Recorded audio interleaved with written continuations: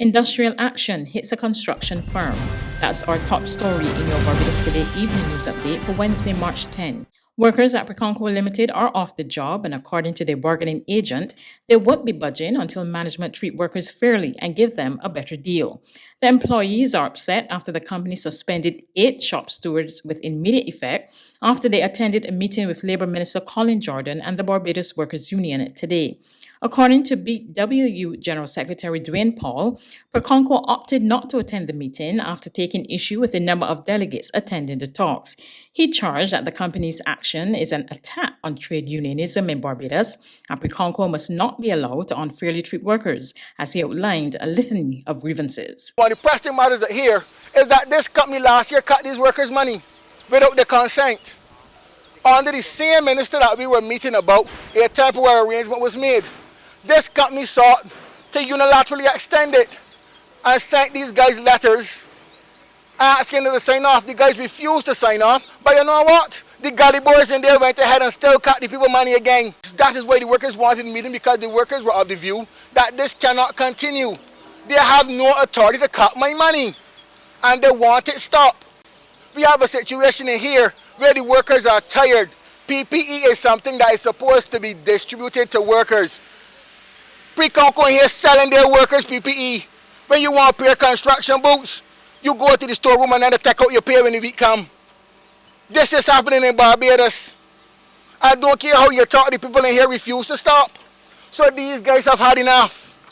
Talks are scheduled to take place between Labour Minister Colin Jordan and Preconco tomorrow, but Paul warned that workers will remain off the job until their issues are addressed. Until we get these letters here rescinded and a commitment to discuss the workers' issues, these guys are off the job. And I am prepared to go to the General Secretary and ask that they be supported. COVID cannot be a time in Barbados to unfair workers. And we keep saying that, people keep saying that. But here's an example of it. Who want to see the see and who don't want to see. But this union will not be quiet on these matters. So we off the job until further notice. In a statement, Preconco Limited said the Barbados Workers Union breached the agreement on the number of delegates to attend meetings. General Manager Jason Reed said this ensued after the company indicated it could meet another day at a different time if all the delegates were required to attend. He said the delegates were advised that if they left work without authorization, disciplinary action would be taken. The company claimed that the BWU instructed the workers to leave work without authorization, and as a result, the delegates from the factory that attended the talks have been suspended with full pay pending investigation. Reed refuted charges of wrongdoing and said Preconco will continue to carry out its obligations in accordance with Barbados's labor laws. Changes are coming to Barbados's travel protocols that could benefit vaccinated tourists. Word of this from Chief Medical Officer Dr. Kenneth George as he spoke to tourism industry players at today's quarterly meeting of the BHTA. Dr. George did not reveal the changes, but said they are likely to be announced as soon as this week. Soon from now, Barbados will be updating the protocols on the BTMI website that will indicate new guidelines and directions for persons who have been vaccinated overseas and wish to pass through Barbados, whether it be on business or holiday. We are currently going through that process, and very soon we'll be able to update those guidelines. There have been some pronouncements by the CDC. However, they are not totally there yet with respect to giving total clearance for people who are vaccinated who want to travel. But I think that Barbados is on the cusp of making recommendations for persons who may be vaccinated. We continue to work with persons in the tourism sector to ensure that all visitors to Barbados come with a PCR test and are retested in 5 complete days after the first test. Dr. George made it clear that even with the new measures and the COVID-19 vaccine, Barbadians and tourists must stick to the basics. physical distancing, sanitizing of hands, and especially wearing masks. The most effective public health measure we have is wearing masks, social distancing, and hand sanitizing. Those will continue for in the immediate and long-term future. Those will not change, not in this environment. I could see that the whole issue of mask wearing is going to be here with us for a very long time. I am very concerned that persons within our source market are going against science and burning masks and telling their population that masks offer no first-line protection against disease. This is not acceptable in Barbados and wouldn't be acceptable in Barbados. The CDC is on point. If you have been vaccinated, under a few circumstances, will you be able to mix and mingle with other persons who either have been vaccinated or non-vaccinated, providing they don't have symptoms. But for Barbados and for our current thinking, the wearing of masks needs to continue. Now for today's COVID-19 update, a significant number of people, 87, recovered from the viral illness on Tuesday, while there were 20 new positive cases. The new positives were identified from the 402 tests conducted by the Best de Santos Public Health Laboratory. The number of active cases is now 314. The 20 cases comprise 8 men and 12 women. Barbados has recorded 3,353 confirmed cases and 3,002 persons have recovered. There have been 37 deaths from COVID-19. 150 persons were vaccinated on Tuesday, bringing overall vaccinations to 49,757. There's regional and international news after this short break.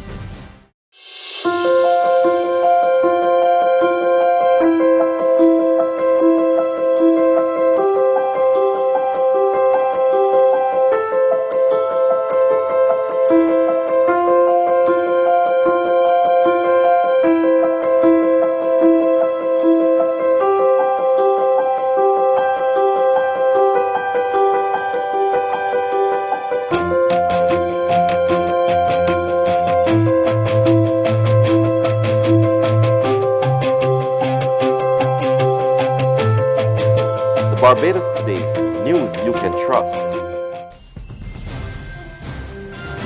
To regional news, Jamaica rolled out its vaccination program today, and authorities believe this will be a game changer for the country grappling to keep coronavirus infections down.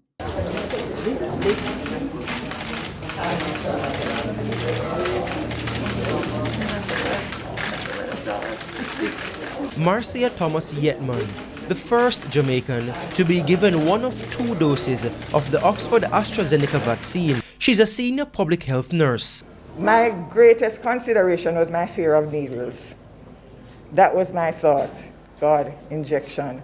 But then when I think of the benefits, that took precedence in terms of what it's going to do for me and my family and for the other persons that I may come in contact with. The second Jamaican, Professor Denise Eldemaya Shearer, patron of the National Council for Senior Citizens. Thank God. It's a relief. It was an awesome experience. The organization here is fantastic. Keeping also with all of the protocols, so the social distancing, the mask, and of course the sanitizing. The shot does not hurt. Little burn does not hurt, no more than any other vaccine. And it's the start of freedom. It has been raining all morning and it is still raining here at the Good Samaritan Inn in St. Andrew, perhaps symbolizing showers of blessings as Jamaica begins its vaccination program with the hope that it will wash away the devastation caused by COVID-19. It is a historic day and it represents a major shift in the approach now that vaccines are available, and we believe could signal the beginning of the end. Former Prime Minister Bruce Golding managing to crack a joke. The only criticism I have, Minister, is that unlike when you go and give blood, they didn't offer me any red stripe. But then, on a serious note, all Jamaicans, as soon as the opportunity is available, take the vaccine. Don't pay any attention to the propaganda, the conspiracy nonsense that Bill Gates trying to kill our black people and all this rubbish. Another former Prime Minister, P.J. Patterson. There is no reason whatsoever why people should not accept the vaccine when it is available. On to news in the United States. The House of Representatives today voted to approve a $1.9 trillion COVID relief plan. We have a full report from CNN. It's huge, historic. Families can expect thousands of dollars in relief. First, those stimulus checks, up to $1,400 for about 90% of households. The full amount for individuals making up to $75,000 a year and phasing out at $80,000. A check for each kid, and this time their adult dependents qualify. Think an elderly parent and college-age student.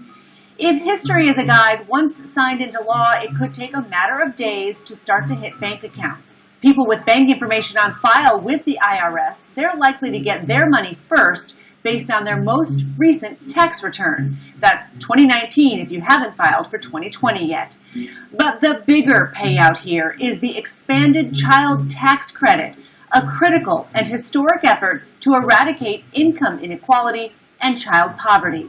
It gives parents with children 6 and under $3,600 per child for a year and $3,000 per child aged 7 through 17. $500 for each child 17 and 18, or full-time college students 19 to 24. Key here, direct monthly payments instead of getting a lump sum at tax time. Some back-of-the-envelope math, a family with 2 parents, 2 kids making, say, $96,000 a year, added up, that's $1,400 stimulus checks 4 times, $3,000 for each child under 18, that's $11,600 for that family. Another example, a single mother with 1 child. Stimulus check and the child tax credit together equal $5,800. And there's a more generous earned income tax credit. That's news, but for the very latest, visit our website at www.barbadostoday.bb. You can also subscribe to our e-paper, email updates, or like us on Facebook, and sign up for our breaking news alerts via WhatsApp. We're also on Izumi Media and bus terminals, as well as screenplay at supermarkets and gas stations near you.